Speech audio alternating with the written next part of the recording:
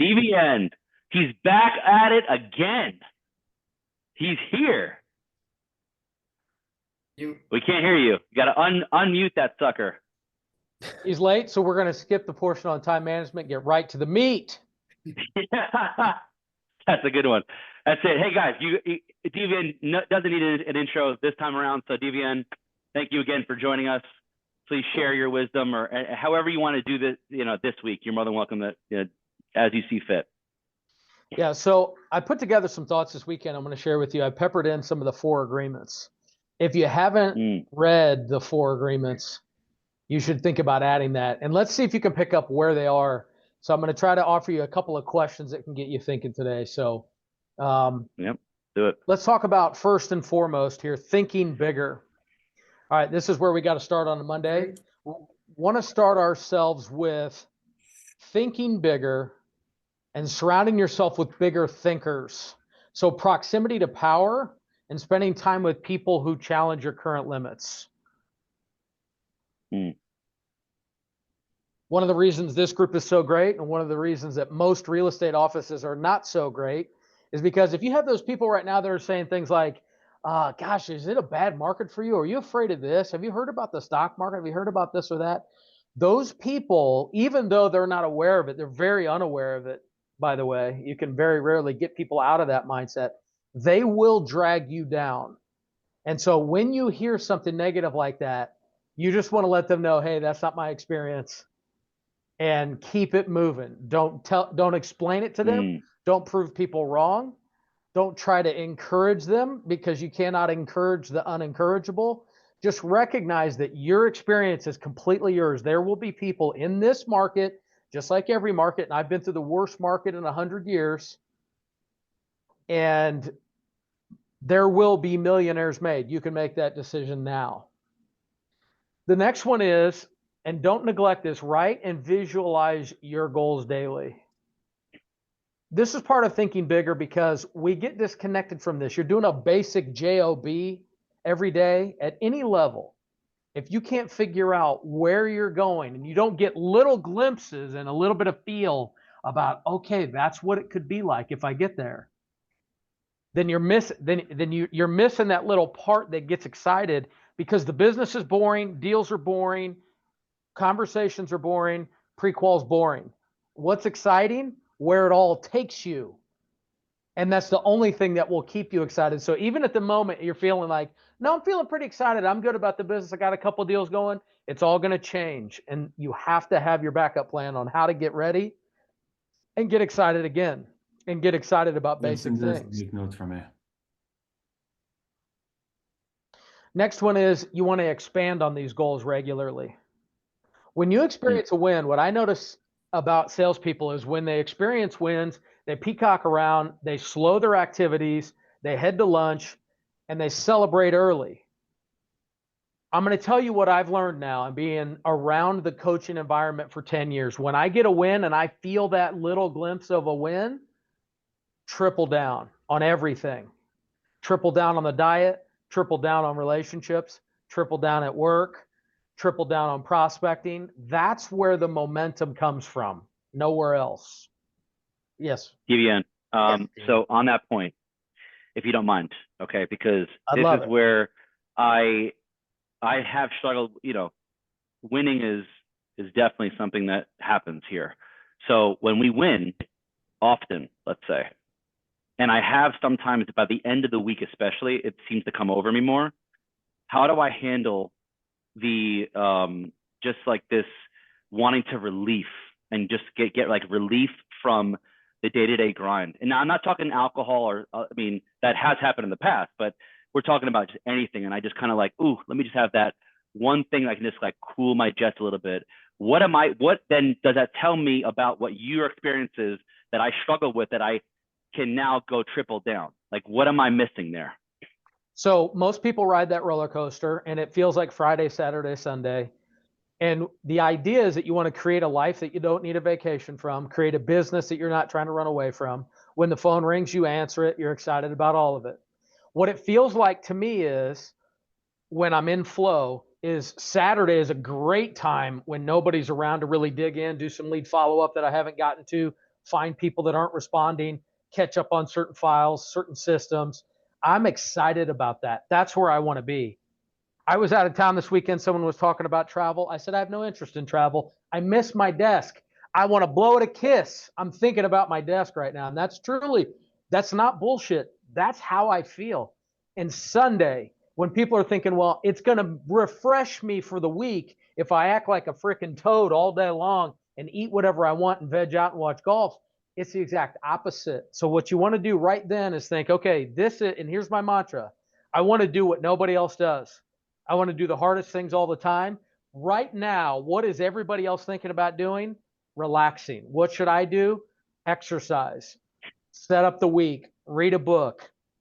And I'm going to add this part on Think Big because what I've recognized too, the most tedious thing to do in the world right now, especially because of the technological world we live in, is to actually read. Oh, it's like words. Ooh, you look like, I know you read one page and you're like, oh, I read.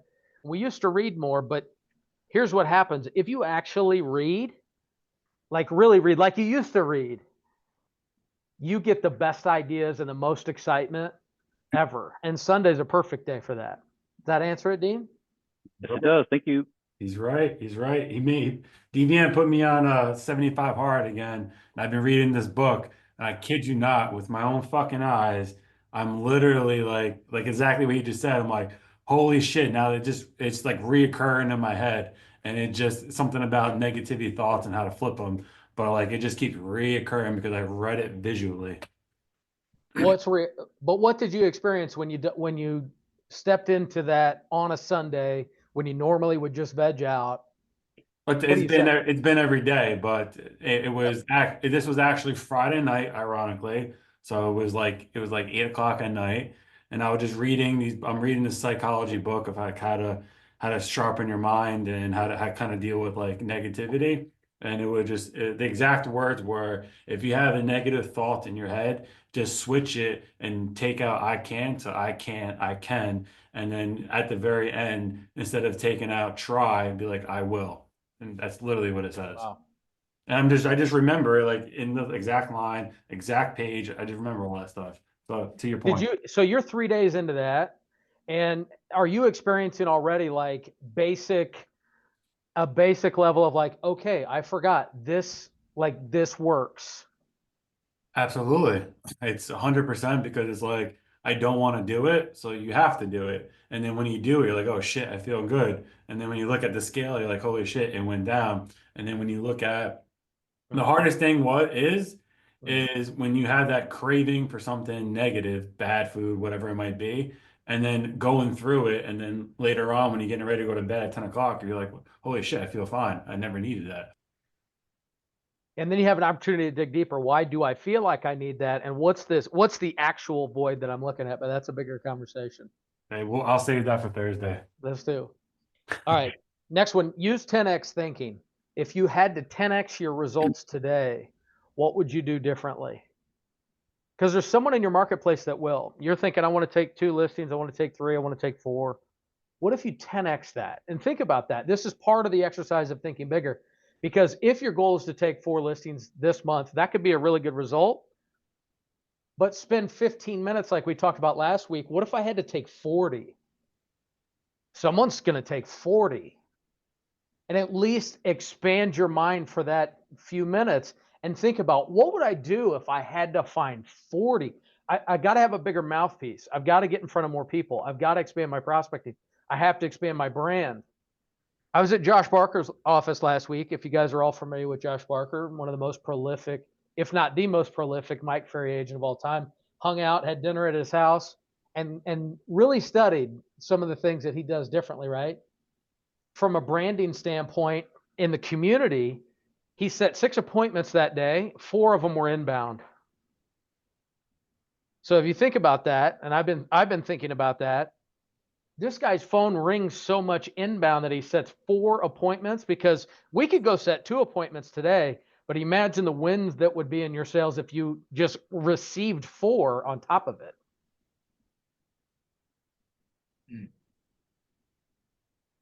All right, next one is, and this is where you should feel the 4 agreements coming in, is speak only power into your business.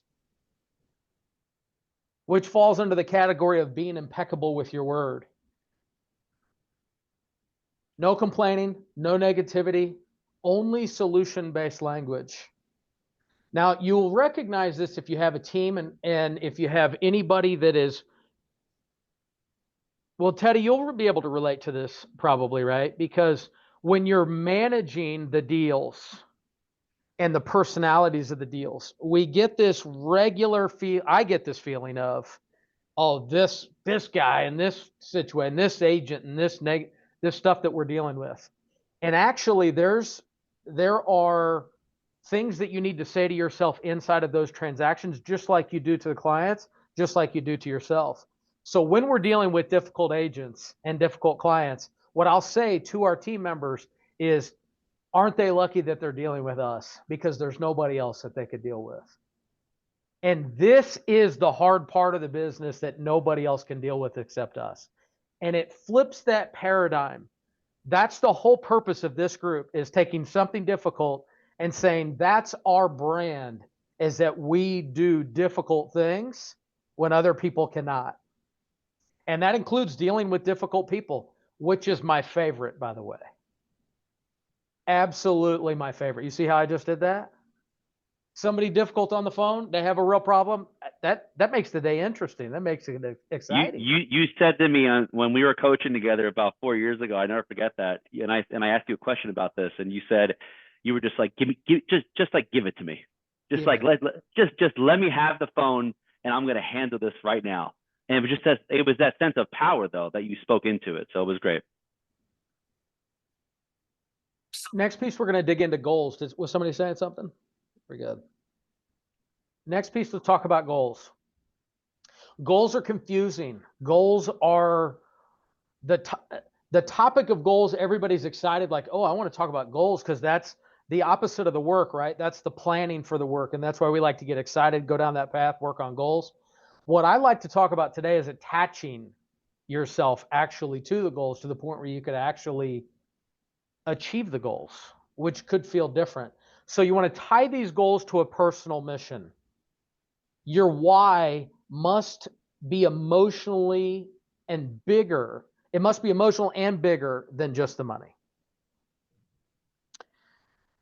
Now, for me, that was a very confusing thing because people had their why. And I'm like, I don't feel like I have a why.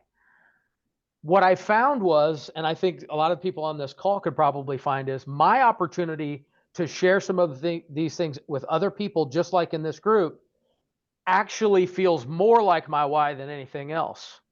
And it gives me but in order to do that, here's how I attached it. And this is exactly this point. I have to live it. I have to live everything about it. I have to do the work. I have to show up and be that guy. Because if I showed up and you can read it on my face that I'm pulling myself out of bed to make this call, it's not going to work. In order to convey the message that I intend to convey today, I have to live that message, and there should be no question that I do.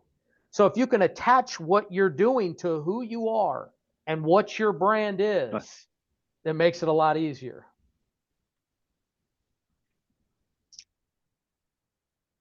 All right. And we do that by daily non-negotiable standards. When you write this, or when you consider this daily non-negotiable standards, what I want you to do is I want you to whittle this part down. We did the think big already. This part you're going to whittle down. Why? Why, Dean? Dean, we're talking about non-negotiable standards. And you're going to put contacts, appointments, follow-ups, hit your minimums no matter what. And I'm asking you to take those and I want you to make them smaller. Why would we do that? So it's easy to eat the elephant one bite at a time. It's easier. The other thing is, what we're all guilty of is we write a perfect plan and it's overwhelming. In the book Atomic Habits, he talks about getting people to work out. He says, don't go to the gym and work out for an hour and then do 30 minutes of cardio and eat perfect. What I want you to do is walk to the mailbox. Mm-hmm. Start by walking to the mailbox. The next time, I want you to just get to the gym. Some people would just go to the gym on time and not even work out. And actually, I know that's a win because you're one step further to the foundation of that daily non-negotiable standard. So if you've been setting a goal every single day to talk to 40 people, and you and I both know you talk to 10, make your goal 15. Accept that your goal is actually 15. I had a goal of 15, and I was certain that my goal should have been 25 or 30 at the time. It was pared down to 15, and then when I could hit it every single day, it's a non-negotiable standard, then you can raise it. DVM, do you get a lot of noise in your head though, as you're moving yourself up and you have these non-negotiables? One thing I heard agents and myself in the past, not so much anymore, but it's more of, I think this is a constant theme, is that I still do get these thoughts that are negative, that they, happen. It's not that you're not having these thoughts, correct? Like you still get them. You just don't give them any life or give them any attention. Is that correct? Yeah, they're there for a reason. When you get those negative thoughts, that's when you should run faster. Right? It should be like walking in front of a mirror and seeing a fat gut hanging over, and you should think, you're not thinking, I'm hungry, I need to eat. You're thinking, I need to do something about this. But it immediately turns into action. And that's the next piece. If something negative were to happen today that I have no control over, I would immediately think, I can't sulk on this. I can't sit on this. I can't take the rest of the day off. And that's where I used to think, by the way, Dean, I'd get fired on a big deal and I'd lose the other half of the day because all I did was think about how much bullshit it was. I lost this other big deal. Immediately now it turns into, let's find 3 more. Let's use this as fuel to drive the next piece. And that's what everybody feels like. I need to draw the shades and find a quiet place. If you can trigger yourself, okay, this is where I need action. And by the way, what you'll notice is when you have momentum, I'm saying take action. And I'm saying when you experience something negative and you fall backward, take action. All right, the next piece I'm going to blend in the 4 agreements as well is never assume things are good enough. And we're all probably guilty of that too. I can sit here and think things are going pretty good. I should just kind of wait to see how they pan out. Things are going good enough. The 4 agreement is don't make assumptions. Don't assume that it's going to continue because it won't. So the point is push for clarity, higher standards, and truth in your numbers and activities. So when you find things are good, Rich, I think we recently did this when we were experiencing momentum and things were going well. That's when you actually go back and give yourself a reality check. Look at the bank account, look at the net worth, look at the actual numbers of what you're producing, how many pendings you have. So that's what coaching is all about. If you want to see behind the scenes, here's what it is. When you're at your lowest, build up your mindset so you can get a base foundation of activity so that you can even move forward. Once you experience a little bit of result, push forward harder. Once you think you got things going and you're unstoppable, then a reality check to see where you're actually at so you can see the next rung on the ladder. Absolutely. That's the true fact. Just when you think that you are at your peak, you're really not at your peak. And just because you took 3 or 4 or 5 listings doesn't mean that you're going to get paid, right? So to DVN's point, what he always makes me work on is the net worth, right? So basically everything that you have, your bank accounts, your 401k, so on and so forth, right? And then another big tip that he made me do was look at everything that you're spending on a daily basis, and then at least once a week, pay off your credit cards to know what you're happening. And because of that, that's made me become more familiar with money.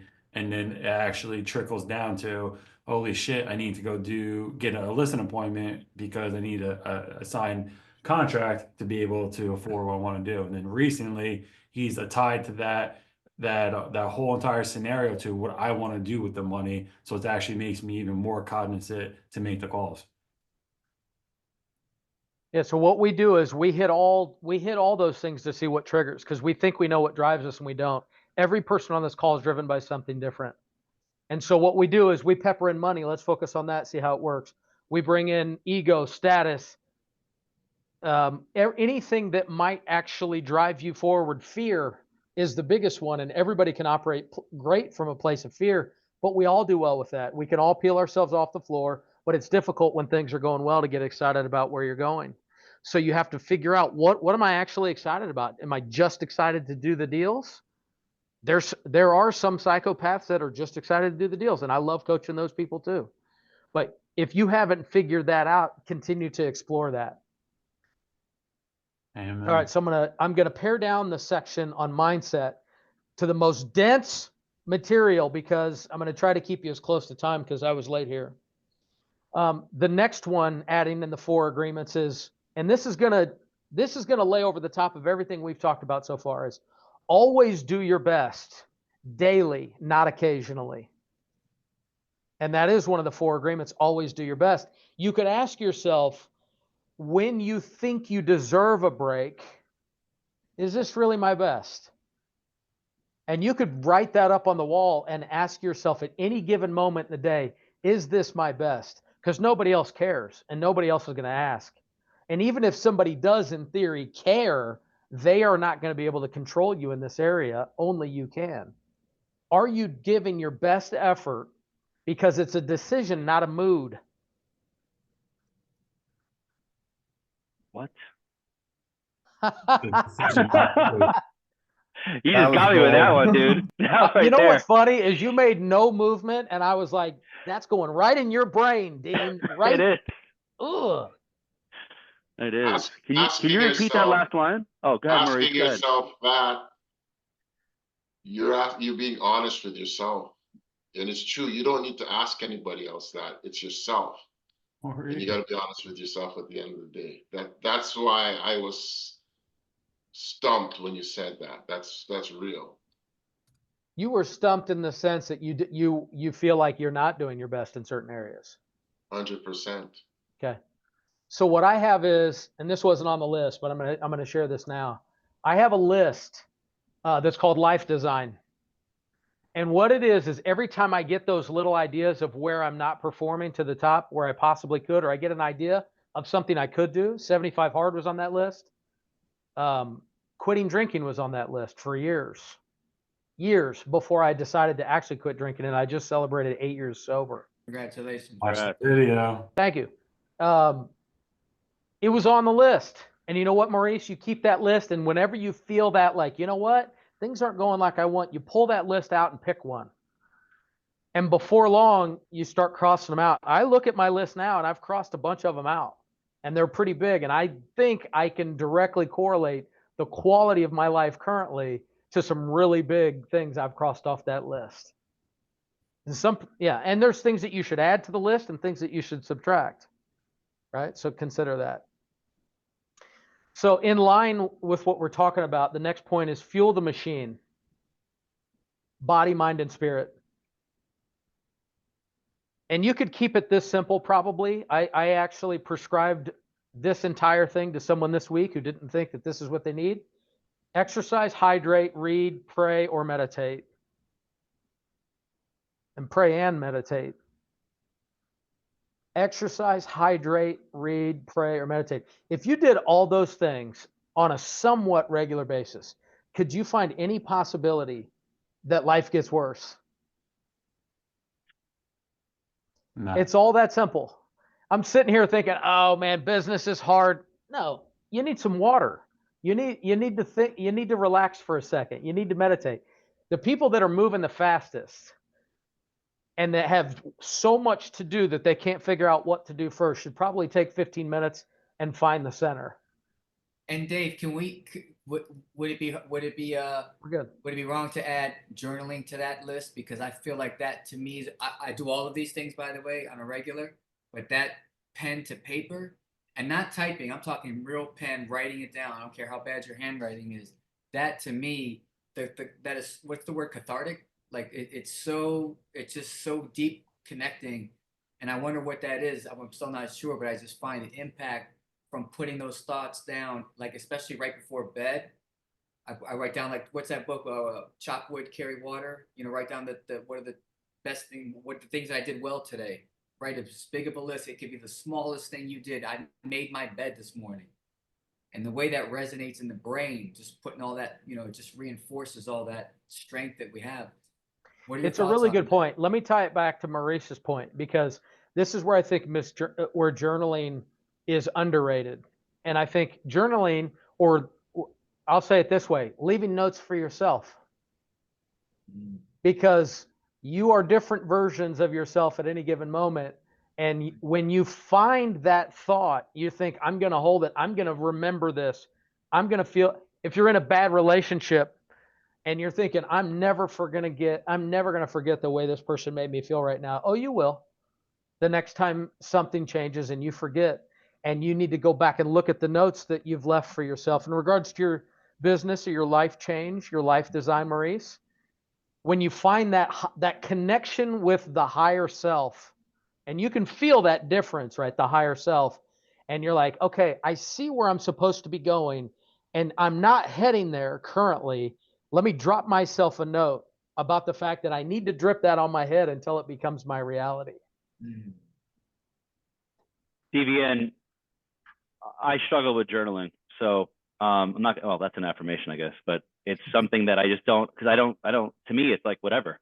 I run, that's how I meditate. You know, I get a lot of endorphins that way. I think a lot. I think about situations. Journaling to me is like, oh, whatever. How do I get off of that? Here, let's reframe it, because it just doesn't feel cool enough. So I'm going to make it cool for you right now. Ready? It's not journaling for you anymore. It's prompting. Right? And now what I want you to do is prompt Dean, and I want you to write a letter to yourself for tomorrow. And I want you to write the prompt. And the prompt is going to say, here's what I'd like you to do today, Dean. I'm proud of you, Dean. Here's what you're doing well. Here's what you need to work on. And when you write that prompt and you wake up and read that prompt, it's like the best version of yourself writing yourself. It's actually, I'm going to go psychologically deeper on you, Dean.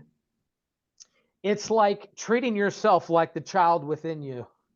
And when you write that note to the child within you and you can read it, not as the child, then it's like someone cares about you in a way that you're not used to being cared for. Ooh. You're going to make me cry, goddammit. Ooh. You're making me emotional. Ooh, sweet baby Jesus up in this house. Damn. That's true, man. Yeah, so write the prompt. Write the prompt on what you'd like to do tomorrow. People misunderstand journaling because it's, oh, well, here's all the things that are going bad in my life, and this person did this, and I blah, blah, blah. It doesn't have to be that. It is a message from yourself to yourself, because we pass in the night. You know that 10 o'clock at night guy doesn't respect 10 o'clock in the morning guy. You know that because you peel your ass out of bed thinking, why'd he do that?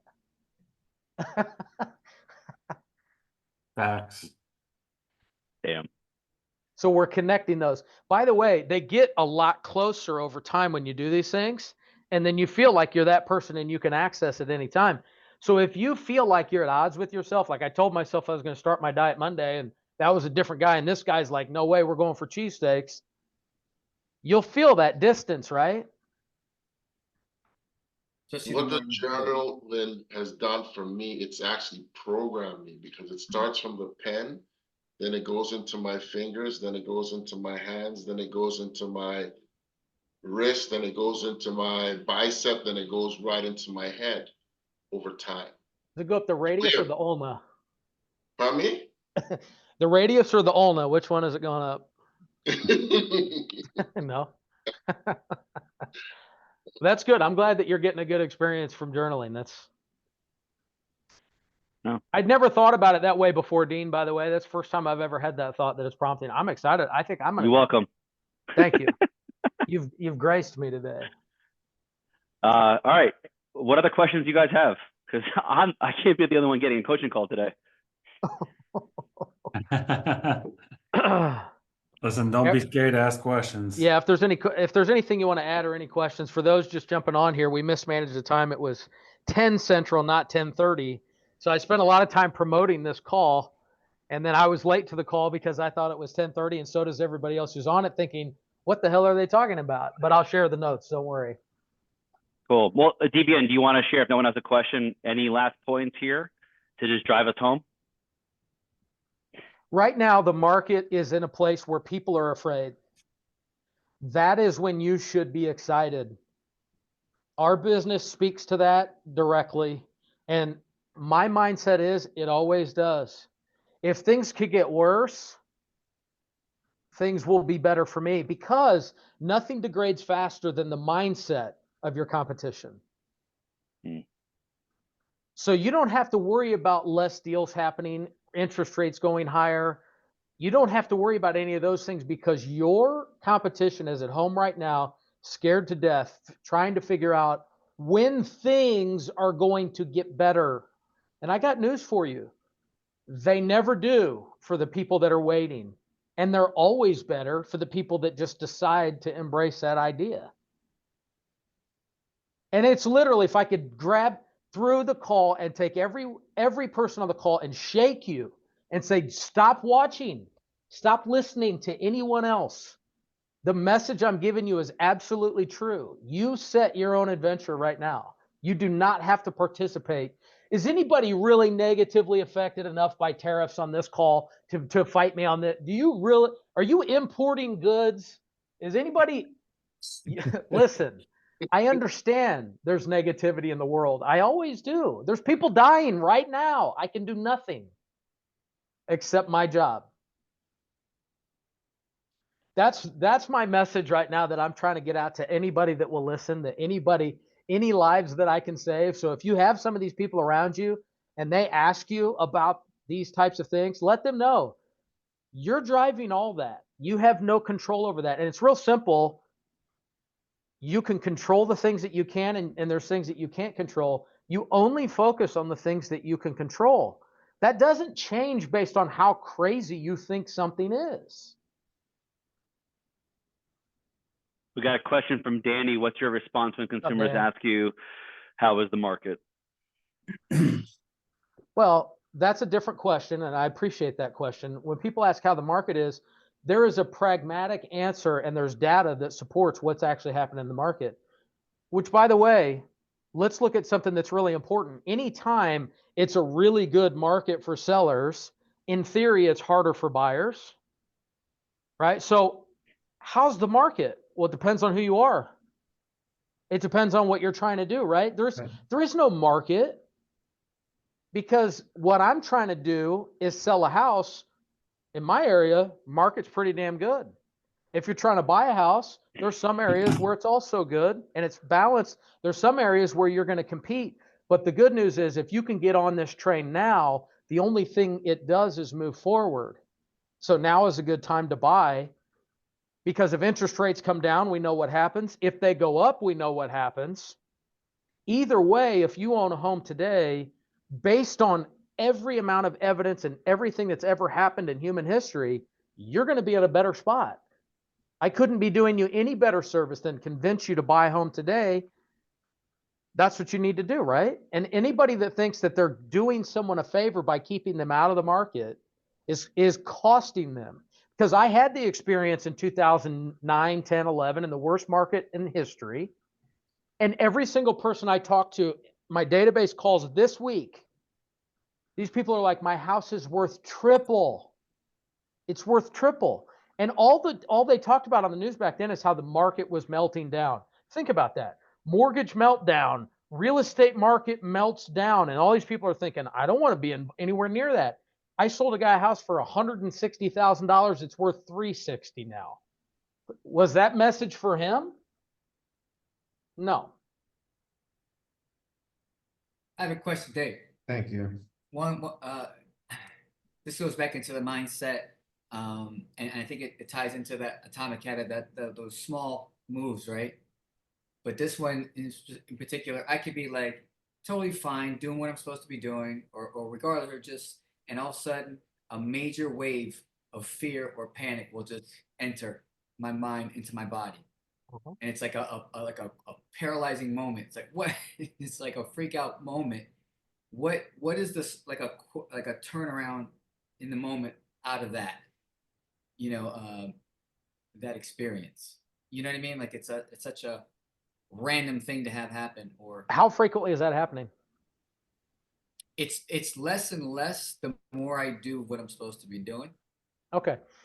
So let's connect it to this. We'll generalize it a little bit for everybody, even though you may have some specifics. So anxiety comes from not making the decisions yesterday that we needed to make in the order that we needed to make them. Anxiety is concern over the future, but it's also that feeling of behind, right? Like I should have done it and I didn't. So you cannot get ahead of that right now. You can't redirect that right now, but what you can do is note to yourself, you're going to get another chance on that every day, every hour, and every week, right?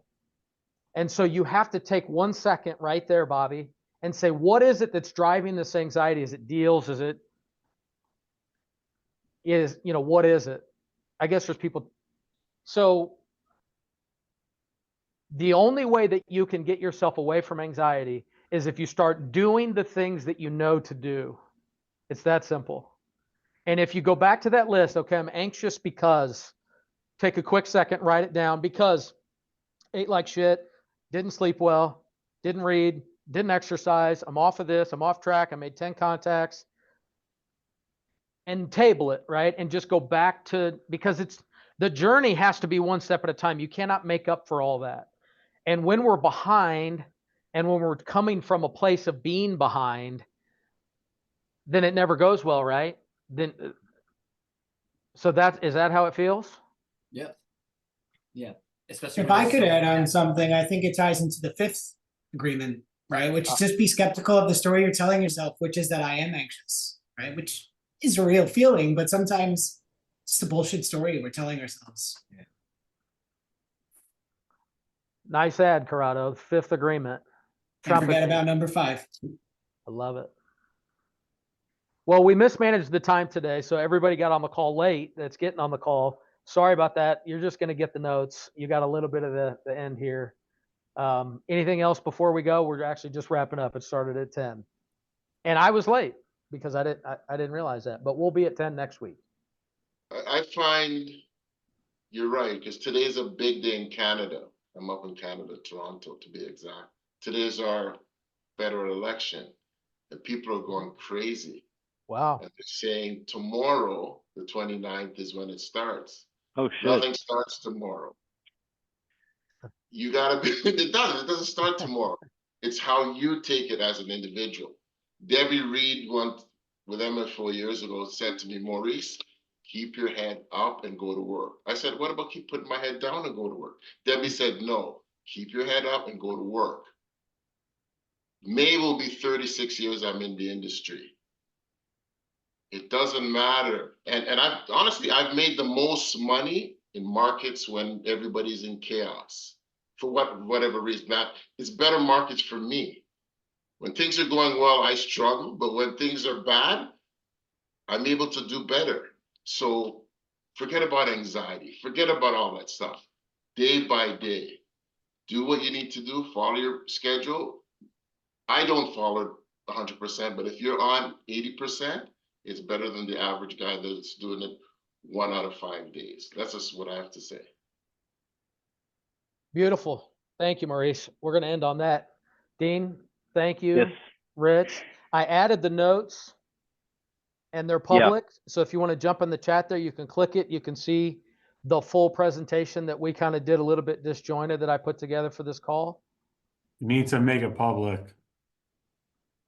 Yeah, we'll make it public. Request, like access on it. Oh. Here, I have it. Yeah, she has to do that. Teddy, can you copy that? All right, guys. Hey, I'm so happy you guys all came. Thank you. Thank Showing you guys. up again. Yeah. It's really for you guys. Maurice, great seeing you, dude. And I'll talk to you guys soon. Thank you. Maurice. Hey, guys. Hey. Bye.